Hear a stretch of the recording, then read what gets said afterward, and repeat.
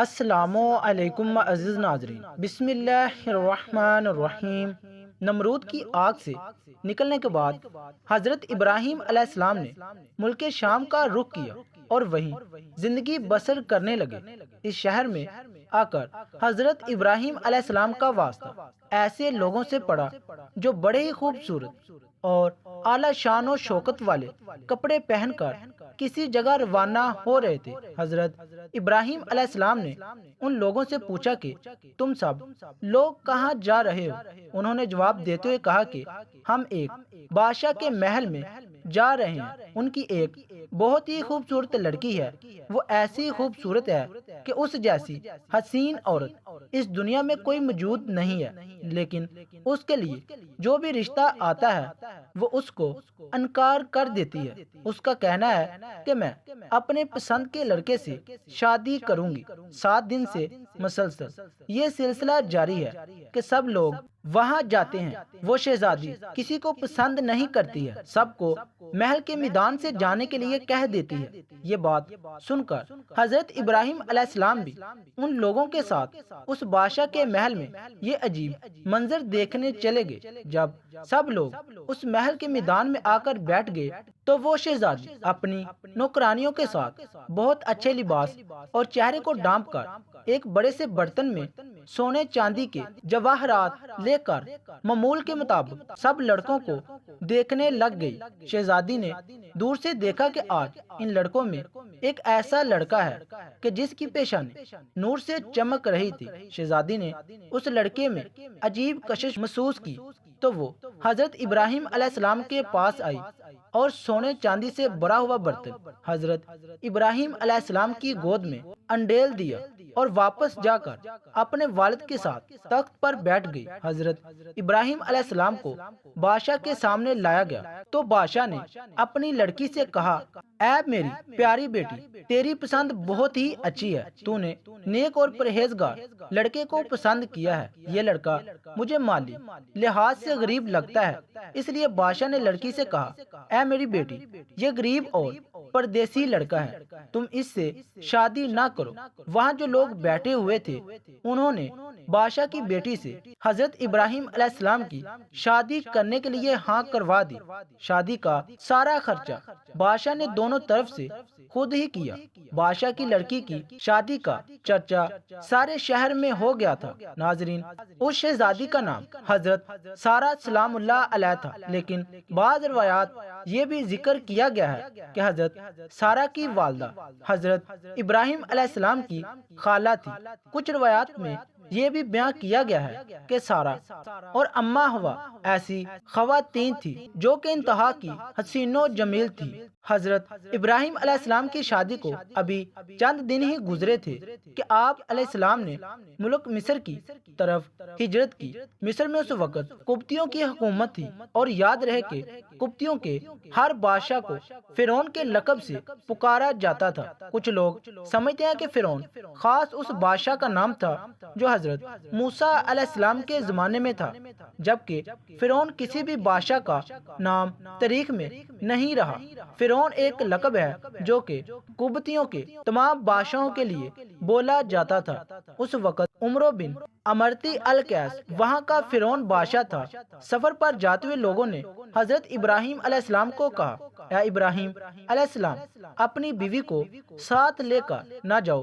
مصر کا بادشاہ عورتوں کا بے حد شوقین ہے، وہ عورتوں کو اپنی ہوس کا شکار بنا لیتا ہے۔ اس نے خوبصورت لڑکیاں اپنے سامنے پیش کرنے کے لیے آدمی رکھے ہوئے ہیں جو شہر سے لڑکیاں اس کے پاس لے کر جاتے ہیں۔ وہ لڑکیوں کے ساتھ اپنی ہوس پوری کر کے ان لڑکیوں کو بے پناہ دولت دے دیتا ہے۔ جب بھی کوئی نیا مسافر کسی عورت کے ساتھ مصر میں داخل ہوتا ہے تو اس مصر کے فرعون کے فوجی اس عورت کو گرفتار کر کے سب سے پہلے بادشاہ کے پاس لے جاتے ہیں اور وہ فرعون اس عورت کو کچھ راتیں اپنے پاس رکھ کر پھر چھوڑ دیتا ہے۔ ناظرین، یہ یاد رہے کہ فرعون کے تمام بادشاہوں کو فرعون کے لقب سے پکارا جاتا تھا۔ یہ بھی یاد رہے کہ یہ واقعہ صحیح سندوں کے ساتھ موجود ہے اور حدیث کی بھی تمام کتابوں میں صحیح حوالوں سے بیان کیا گیا ہے۔ لوگوں کی باتوں کو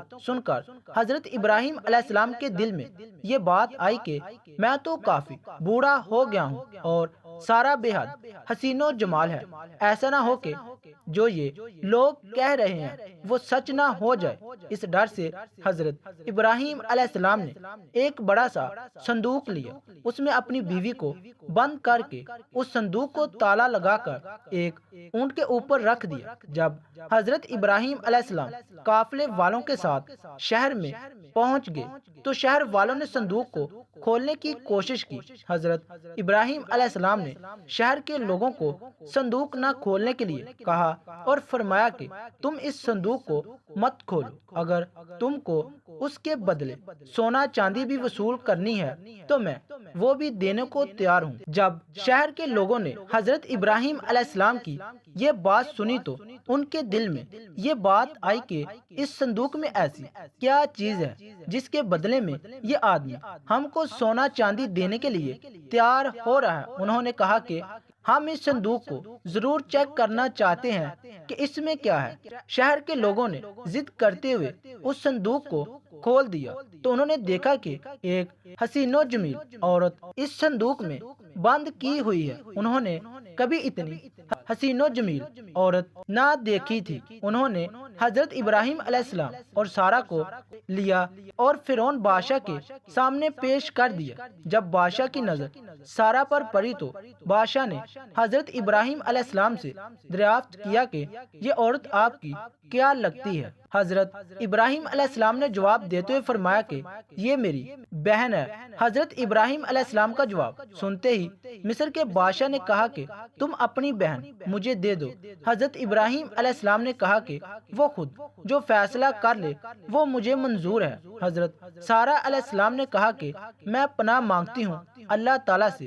بادشاہ حضرت سارا کے حسن کے بارے میں اپنے کارناموں سے آگاہ ہو چکا تھا۔ اس کی نیت جو پہلے ہی خراب تھی وہ اب اس کا ارادہ اور زیادہ برا ہو گیا۔ اب اس نے حکم دیا کہ اس لڑکی کو نہلا دہلا کر لباس فاخرہ پہنا کر میری خلوت گاہ لے کر آؤ۔ مالون کے حکم کی تعمیل کی گئی۔ جب حضرت سارا کو تیار کر کے فرعون کی خلوت گاہ میں پہنچا دیا گیا تو آپ وہاں پر اللہ کے حضور عبادت میں مصروف ہو گئی۔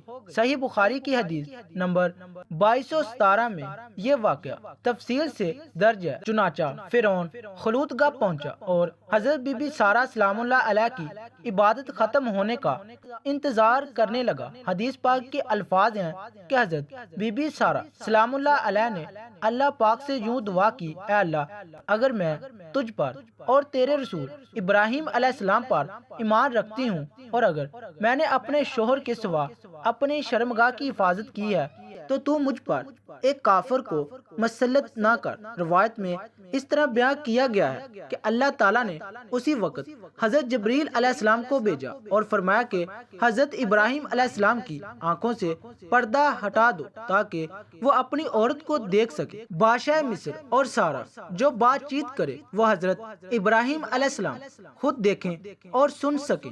فرعون مصر حضرت سارا کو اپنی طرف مائل کرنے کی کوشش کرتا رہا پر وہ ہر بار ناکام ٹھہرایا۔ پھر اس نے سارا بی بی کے ساتھ زبردستی کرنا چاہی تو اللہ تعالیٰ کی طرف سے زمین پھٹ گئی۔ بادشاہ مصر اپنے زانوں تک زمین کے اندر گھس گیا۔ جب اس کا کوئی چارہ نہ چلا تو اس نے سارا بی بی کو کہا کہ یہ عورت جادوگر ہے۔ حضرت سارا نے جواب دیتے ہوئے کہا، اے بدقسمت بادشاہ، میں جادوگر نہیں ہوں، میرا خاوند حضرت ابراہیم علیہ السلام اللہ تعالیٰ کا بہت اچھا دوست ہے۔ اللہ غفور الرحیم ہے، سب کچھ دیکھنے والا ہے، وہ ظاہر پوشیدہ کو اچھے طریقے سے جان جاتا ہے۔ میرا خاوند اللہ تعالیٰ سے یہ دعا کر رہا ہے کہ تیری بری نسبت میری۔ ہر بار اللہ تعالیٰ اپنے دوست کی دعا قبول کر رہا ہے۔ سارہ بی بی کی زبان سے یہ لفظ سن کر مصر کے بادشاہ نے توبہ کر لی تو اللہ تعالیٰ نے اس کو زمین سے باہر نکال لیا۔ جب وہ زمین سے باہر نکل آیا تو پھر اس کی نیت خراب ہوئی تو اس نے حضرت سارہ کو نظر بد سے دیکھا تو اللہ تعالیٰ کے حکم سے اس کی نظر جاتی رہی۔ جب وہ آنکھوں سے نابینا ہو گیا تو اس نے حضرت سارہ سے کہا، اے بی بی، میرے لیے اللہ تعالیٰ سے دعا کرو کہ میں ہمیشہ کے لیے اس بدکاری سے بچ جاؤں۔ حضرت سارہ نے بادشاہ مصر کے لیے اللہ تعالیٰ سے دعا کی، اے اللہ، اس زانی شخص کو سیدھا راستہ دکھا دے۔ اللہ تعالیٰ نے حضرت سارہ بی بی کی دعا کو قبول کرتے ہوئے اس کی آنکھوں کی بینائی واپس لوٹا دی۔ جب اس کی آنکھیں ٹھیک ہو گئی تو اس نے ایک بار پھر حضرت سارہ کی طرف بدکاری کرنے کی کوشش کی تو اس بار اس کا سارا جسم ایک جگہ پر رک گیا۔ اس نے پھر حضرت بی بی سارہ سے دعا کی درخواست کی تو سارہ نے جواب دیتے ہوئے کہا، اے بد قسمت، تو اپنی حرکتوں سے باز نہیں آ رہا۔ یہ سب دعا میرا خاوند کر رہا ہے، اب اس کی مرضی ہے کہ وہ تیرے لیے دعا کرتا ہے یا نہیں۔ مصر کے بادشاہ نے حکم دیا کہ حضرت ابراہیم علیہ السلام کو میرے سامنے لاؤ۔ حضرت ابراہیم علیہ السلام کو مصر کے بادشاہ کے سامنے لایا گیا۔ مالون نے حضرت ابراہیم علیہ السلام کو کہا، اے ابراہیم علیہ السلام، میرے لیے دعا کرو، میں بہت ہی بے شرم انسان ہوں، میں نے تیرے ساتھ بہت ہی برا کرنے کی کوشش کی ہے۔ حضرت ابراہیم علیہ السلام نے فرمایا کہ یہ سب کچھ میرا خدا کر رہا ہے جو بڑا ہی رحیم اور کریم ہے۔ بادشاہ نے اپنی بیٹی حسین و جمیل سارہ کے سامنے پیش کر دی اور کہا، اے اللہ کی نیک بندی، میں تم کو بی بی ہاجرہ شکرانے کے طور پر بطور ہدیہ پیش کرتا ہوں۔ جو گناہ مجھ سے ہوا ہے تو مجھے اللہ کے واسطے معاف کر دیجیے۔ روایت میں ہے کہ حضرت ابراہیم علیہ السلام سارہ اور ہاجرہ کو ساتھ لے کر کنعان کی طرف تشریف لے گئے۔ حضرت سارہ راستے میں حضرت ابراہیم علیہ السلام کو سب گزرا ہوا وقت بتانے لگی تو حضرت ابراہیم علیہ السلام نے فرمایا، اے سارہ، تم بے فکر رہو، اللہ تعالیٰ نے میری آنکھوں سے پردہ غیب کو دور کر دیا تھا، میں آپ اور مصر کے بادشاہ کی ہر بات کو سن سکتا اور آپ دونوں کو دیکھ رہا تھا، تم کو کسی بات کو بتانے کی ضرورت نہیں ہے۔ روایت میں ہے کہ اس کے بعد حضرت سارہ نے حضرت ہاجرہ کی شادی حضرت ابراہیم علیہ السلام کے ساتھ کر دی۔ مصر سے آئے ہوئے 10 سال گزر گئے تھے کہ اللہ تعالیٰ نے سارہ اور حضرت ابراہیم علیہ السلام کو ابھی تک اولاد کی نعمت سے مالا مال نہیں کیا تھا، یہاں تک کہ اللہ تعالیٰ نے حضرت ابراہیم علیہ السلام کو اولاد عطا کرنے کا وعدہ کیا ہوا تھا۔ سارہ نے حضرت ابراہیم علیہ السلام کو کہا، اے ابراہیم علیہ السلام، مجھ کو کوئی امید نظر نہیں آتی ہے کہ اللہ تعالیٰ مجھ کو اولاد دے۔ روایت میں ہے کہ حضرت ابراہیم علیہ السلام کی حضرت ہاجرہ کے ساتھ شادی کے 1 سال بعد ہی اللہ تعالیٰ نے حضرت ہاجرہ کے بطن سے حضرت اسماعیل علیہ السلام کو پیدا کیا۔ جب حضرت ابراہیم علیہ السلام کی عمر 100 سال اور حضرت سارہ کی عمر 90 سال کو پہنچی تو اللہ تعالیٰ نے حضرت سارہ علیہ السلام کو بھی ایک بیٹے کی نعمت سے نواز دیا تھا جس کا نام اسحاق علیہ السلام رکھا تھا۔ اس کا ذکر قرآن پاک میں اس طرح سے بیان کیا گیا ہے، ہم نے سارہ کو اسحاق علیہ السلام کی اور اس کے بعد یعقوب علیہ السلام کی خوشخبری دی۔ سارہ نے کہا، او میرے خدا، میرے گھر بچہ ہو گیا، میں اور میرا شوہر تو بوڑھا ہو چکے ہیں، یہ تو بڑی عجیب بات ہے۔ انہوں نے کہا کہ تم اللہ کی قدرت کو تو عجب کرتی ہو، اے اہل بیت، تم پر اس کی برکتیں اور رحمتیں ہیں۔ روایت میں ہے کہ جب حضرت اسحاق علیہ السلام کی ولادت ہوئی تو حضرت اسماعیل علیہ السلام کی عمر تقریباً 13 یا 14 سال کی ہو گئی۔ کچھ روایات میں حضرت ابراہیم علیہ السلام کی ان شادیوں کے علاوہ 2 اور شادیوں کا ذکر بھی کیا جاتا ہے۔ حضرت ابراہیم علیہ السلام کی 4 بیویاں تھیں۔ روایت میں ہے کہ حضرت سارہ کا جب وصال ہو گیا تو حضرت ابراہیم علیہ السلام نے تیسری شادی کر لی تھی۔ تیسری بیوی کا نام کنتورہ تھا۔ اس بیوی سے حضرت ابراہیم علیہ السلام کو کو اللہ تعالیٰ نے 6 لڑکوں سے نوازا تھا۔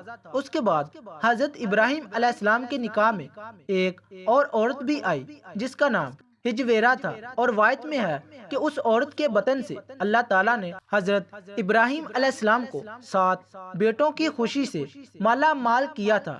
السلام علیکم عزیز ناظرین، بسم اللہ الرحمن الرحیم۔ ناظرین، فرعون نے 3 راتیں مسلسل ایک دہشتناک خواب دیکھا کہ ایک آگ تمام مصر میں کتبیوں کی املاک جلاتی ہوئی چلی آتی ہے، اور جب بنی اسرائیل کے محلے سے گزرتی ہے تو کسی کو بھی نہیں جلاتی، اور بنی اسرائیل کے محلے سے ایک اژدہا نکلا اور اس نے فرعون کو اس کے تخت پر سے گرا کر اوندا ڈال دیا۔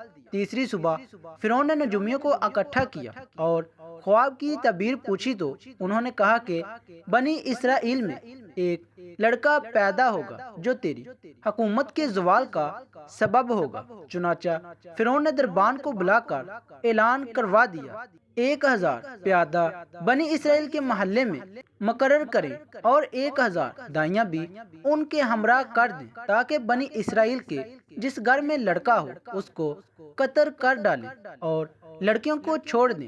2 سال تک بنی اسرائیل پر اسی طرح ظلم ہوتا رہا۔ دائرۃ المعارف میں ہے 12000 لڑکے قتل کیے گئے ہیں اور 90000 حمل گرائے گئے، اور تیسرے سال حضرت موسیٰ علیہ السلام دنیا میں تشریف لائے۔ فرعون نے جس کو روکنے کے لیے بنی اسرائیل میں ہزاروں بچے قتل کروائے، آخر وہ آ گیا اور فرعون اس کا کچھ بھی نہ بگاڑ سکا۔ ادھر نجومیوں نے اطلاع کر دی کہ وہ بچہ پیدا ہو چکا ہے، لہٰذا خبردار رہنا۔ دائرۃ المعارف میں ہے کہ نجومیوں نے فرعون سے کہا کہ آج کی رات وہ بچہ ماں کے پیٹ میں جائے گا۔ فرعون نے اس رات حکم دیا کہ بنی اسرائیل کے سب مرد آج سکندریہ شہر میں چلے جائیں۔ چنانچہ بنی اسرائیل کے سب مرد سکندریہ چلے گئے، اور حضرت موسیٰ علیہ السلام کے والد فرعون کے سپاہی تھے، وہ اس کے پہرا دے رہے تھے۔ کسی سبب سے حضرت موسیٰ علیہ السلام کی والدہ وہاں چلی گئی۔ حضرت عمران علیہ السلام نے ان کو طلب کیا تو حضرت موسیٰ علیہ السلام والدہ کے شکم اطہر میں چلے گئے۔ اس سے پہلے وزیروں نے فرعون سے عرض کی کہ بنی اسرائیل کے بڑے اپنی موت سے مر گئے اور بچوں کو تم نے ختم کر دیا، تو پھر ہماری خدمت کون کرے گا؟ پھر فرعون نے حکم دیا کہ 1 سال کے لیے بچے چھوڑ دیے جائیں اور 1 سال کے قتل کیے جائیں۔ معافی کے سال حضرت ہارون علیہ السلام پیدا ہوئے، اور جس سال میں بچے قتل ہوتے تھے اس میں حضرت موسیٰ علیہ السلام پیدا ہوئے، تو فرعون نے دربان پر سختی کی اور اس نے پیادوں پر سختی کی۔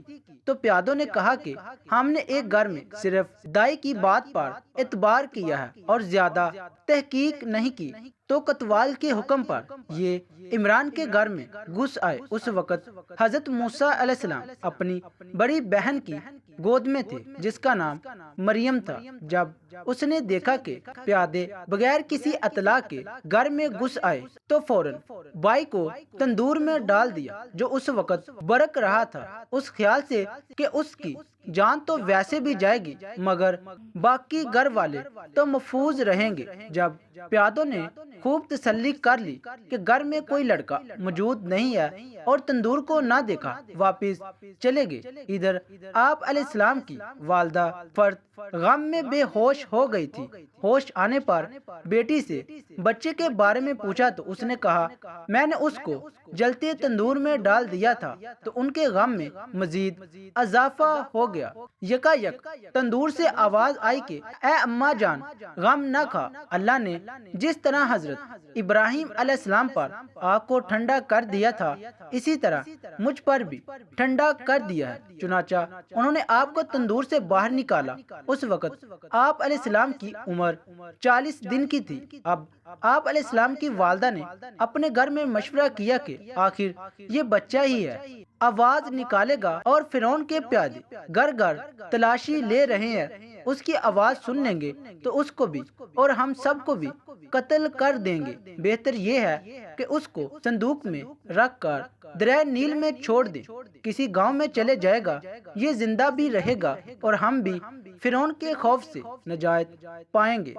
تفسیر عزیزی میں ہے کہ سانوم نامی ایک برائی سے حضرت موسیٰ علیہ السلام کی والدہ نے کہا کہ ہم کو ایک صندوق اس قدر بچے لمبائی دیکھ کر طول و عرض میں چاہیے اور تختوں کو اس طرح ملانا کہ پانی اندر نہ جائے۔ برائی کے پوچھنے پر حضرت موسیٰ علیہ السلام کی والدہ نے بتایا کہ ہمارے ہاں پیدا ہوا ہے، ہم چاہتے ہیں کہ اس کو دریائے نیل میں چھوڑ دے، کہیں ایسا نہ ہو کہ فرعون کو اس کی اطلاع ہو جائے اور اس کے ساتھ ہمیں بھی مار ڈالے۔ برائی نے وعدہ بھی کر لیا کہ میں کسی سے کچھ نہیں کہوں گا اور یہ کام پوشیدہ کروں گا۔ جب یہ اپنے گھر گیا تو سنا کہ فرعون کا منادی آواز لگا رہا ہے کہ جو شخص ہمیں اس لڑکے کا پتہ بتائے جو ان دنوں میں بنی اسرائیل میں پیدا ہوا ہے تو اس کو اتنا انعام دیا جائے گا۔ چنانچہ اس نے چاہا کہ میں راز کو فاش کر دوں۔ اس ارادے سے ابھی دروازے سے قدم باہر ہی رکھا تھا کہ اندھا ہو گیا اور اس کے دونوں پاؤں ٹکنوں تک زمین میں دنس گئے اور اسے ایک آواز آئی کہ اگر تو نے کچھ کہا تجھ کو فی الفور زمین میں دنسا دیں گے۔ تو اس نے توبہ کی تو اللہ نے اس کو نجات دی اور اس کی آنکھیں بھی ٹھیک ہو گئی۔ علامہ بغوی رحمت اللہ علیہ تفسیر معلم التنزیل میں حضرت ابن عباس رضی اللہ تعالی عنہ سے روایت کرتے ہیں کہ وہ بڑھائی کئی بار اندھا ہوا تو توبہ کے بعد پھر ٹھیک ہو جاتا تھا، پھر وہی ارادہ کرتا رہا، آخر ناچار ہو کر سچی توبہ کر لی۔ پھر اس نے راتوں رات صندوق تیار کر کے حضرت موسیٰ علیہ السلام کی والدہ کی خدمت میں پہنچایا۔ حضرت موسیٰ علیہ السلام کی والدہ نے اس کو مزدوری دینا چاہی تو کہنے لگا کہ اس خوش نصیب بچے کا ایک مرتبہ دیدار کروا دو، یہی میری اجرت ہے۔ جب اس نے حضرت موسیٰ علیہ السلام کو دیکھا تو اپنی آنکھیں ان کے قدموں پر ملائیں اور رخصت ہوا۔ سب سے پہلے جو شخص آپ علیہ السلام پر ایمان لایا وہ یہی برائی تھا۔ ابن کثیر میں ہے کہ آپ علیہ السلام کی والدہ نے آپ علیہ السلام کو اس صندوق میں رکھ دیا، دودھ پلا کر اس صندوق میں سلا دیتی، جہاں کہیں ایسا ڈراؤنا موقع آتا صندوق کو دریا میں بہا دیتی اور ایک ڈوری سے اسے باندھ رکھا تھا، خوف ٹل جانے کے بعد اسے کھینچ لیتی۔ ایک مرتبہ ایک شخص گھر میں آنے لگا جس سے وہ بہت دہشت ہونے لگی، دوڑ کر انہیں اور بچے کو صندوق میں لٹا کر دریا میں ڈال دیا۔ جلدی اور گھبراہٹ میں ڈوری باندھنا بھول گئی، صندوق پانی کی موجوں کے ساتھ زور سے بہنے لگا۔ تفسیر عزیزی میں ہے کہ آپ علیہ السلام کی والدہ نے آپ کی بہن سے فرمایا کہ تو اس صندوق کے پیچھے جا اور دیکھتی رہ کہ کہاں جاتا ہے، اگر شہر کے کنارے سے علیحدہ گیا تو ہماری خاطر جمع ہوگی اور اگر شہر کے افراد میں سے کسی نے اس کو اٹھا لیا تو یقین ہے کہ وہ بادشاہ کے پاس جائے گا۔ چنانچہ آپ علیہ السلام کی ہمشیرہ صندوق کو دیکھتی ہوئی انجان بن کر دریا کے کنارے چل رہی تھی۔ وہ صندوق دریا کے درمیان سے نکل کر اس نہر میں چلا گیا جسے فرعون خودوا کار ندی سے اپنے باغ میں لے گیا تھا اور اس کا نام عین الشمس رکھا۔ صندوق پانی میں بہتا ہوا فرعون کے باغ میں جا پہنچا۔ اس وقت فرعون باغ کی سیر کر رہا تھا اور اس کے ہمراہ اس کی اہلیہ اور اس کی لڑکی کے علاوہ وہ محل کے اور افراد بھی تھے۔ جب سب نے دیکھا کہ ایک صندوق نہر میں آ رہا ہے، لوگ دوڑے اور اسے اٹھا کر فرعون کے پاس لے گئے۔ حضرت موسیٰ علیہ السلام کی بہن نے جب یہ دیکھا تو گھر جا کر والدہ کو اطلاع دے دی۔ والدہ یہ سن کر غم سے نڈال ہو گئی تو اللہ تعالیٰ نے تسلی دی کہ ہم اسے تیری طرف لوٹا دیں گے، اس کو ہم رسول بنائیں گے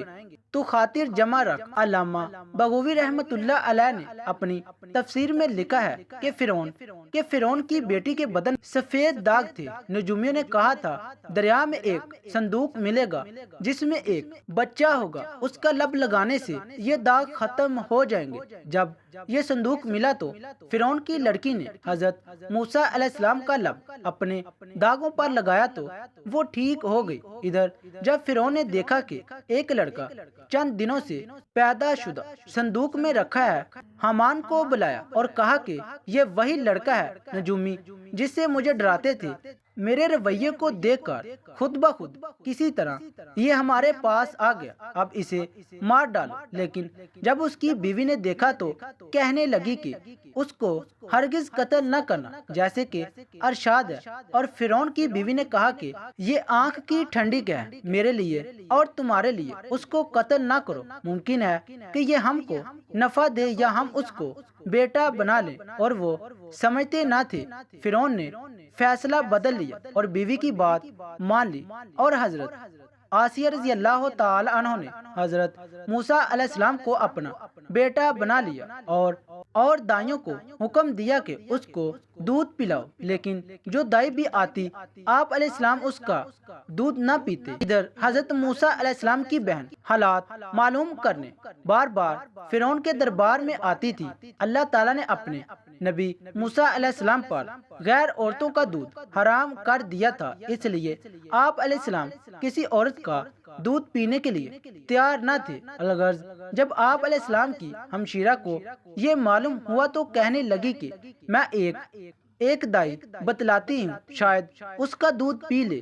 اللہ تعالیٰ نے آپ علیہ السلام کی والدہ کے ساتھ کیا ہوا وعدہ پورا کیا کہ ابھی تو اسے دریا میں ڈال دیا، پھر ہم تجھے واپس دے دیں گے۔ اسی طرح بچہ آپ کے حوالے کر دیا گیا، اور حضرت آسیہ علیہ السلام اللہ علیہ نے یہ بھی فرمایا کہ ہر ہفتے میں لا کر دکھا دیا کرنا۔ خدا نے بچہ بھی ملا دیا اور مفت میں مزدوری بھی مقرر کر دی۔ اب ماں کا یہ معمول تھا کہ ہر ہفتے بچے کو فرعون کے دربار میں لے جاتی اور پھر واپس گھر لے آتی۔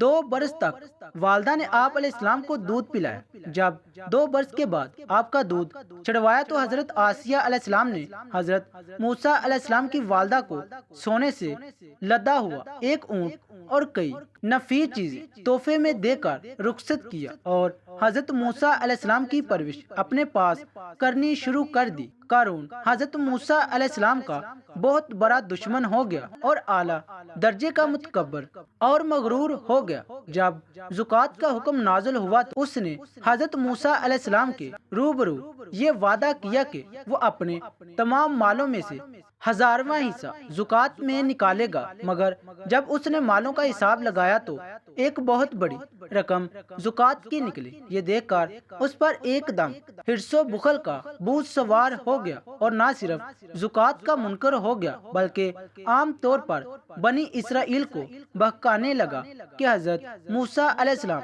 اس بہانے تمہارے مالوں کو لے لینا چاہتا ہے۔ فرشت کا خانہ قارون کی چال، قارون کا انجام، اس کا خزانہ، قارون کا گھمنڈ، درس ہدایت، قارون کی چال، یہاں تک کہ حضرت موسیٰ علیہ السلام سے لوگوں کو برگزشتہ کرنے کے لیے اس خبیث نے یہ گندی اور گھناؤنی چال چلی کہ ایک عورت کو بہت زیادہ مال و دولت دے کر امادہ کر لیا کہ وہ آپ پر بدکاری کا الزام لگائے۔ چنانچہ عین اس وقت جب کہ حضرت موسیٰ علیہ السلام واز فرما رہے تھے، قارون نے آپ علیہ السلام کو ٹوکا کہ فلانی عورت سے آپ نے بدکاری کی ہے۔ حضرت موسیٰ علیہ السلام نے فرمایا کہ اس عورت کو میرے سامنے لاؤ۔ چنانچہ وہ عورت بلائی گئی تو حضرت موسیٰ علیہ السلام نے فرمایا کہ اے عورت، اس اللہ کی قسم جس نے بنی اسرائیل کے لیے دریا کو پھاڑ دیا اور عافیت و سلامتی کے ساتھ دریا کے پار کرا کر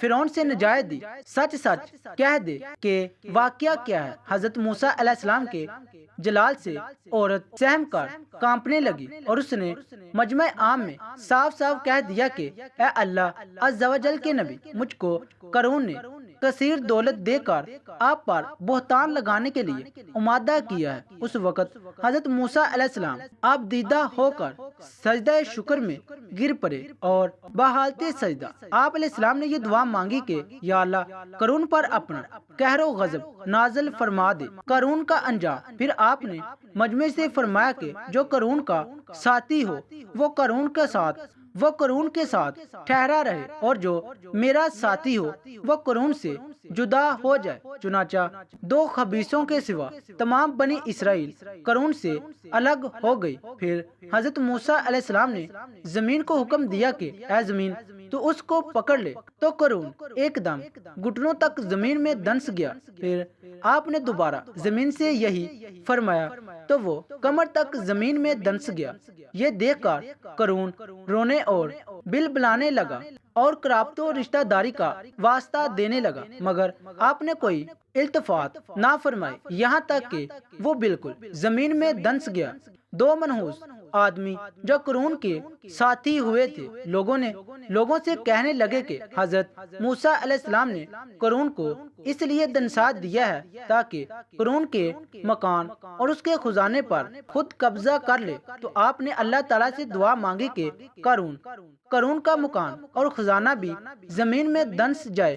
چنانچہ قارون کا مکان جو سونے کا تھا اور اس کا سارا خزانہ سبھی زمین میں دنس گیا۔ اس کو قرآن کی زبان سے سنے۔ اللہ تعالیٰ کا ارشاد ہے کہ ہم نے قارون کو اتنے خزانے دیے تھے کہ ان خزانوں کی کنجیاں ایک مضبوط اور طاقتور جماعت بمشکل اٹھا سکتی تھی۔ قرآن مجید میں ہے ترجمہ، بے شک قارون حضرت موسیٰ علیہ السلام کی قوم سے تھا، پھر اس نے قوم پر زیادتی کی اور ہم نے اس کو اتنے خزانے دیے جن کی کنجیاں اٹھانا ایک طاقتور جماعت پر باری تھی۔ اللہ تعالیٰ ہمیں نیکوکاروں میں شامل فرمائے اور ہمارا خاتمہ ایمان پر فرمائے، آمین ثم آمین۔ ناظرین، کمنٹ باکس میں اللہ تعالیٰ کے 99 ناموں میں سے ایک نام ضرور ٹائپ کیجیے گا۔ شکریہ، اللہ حافظ۔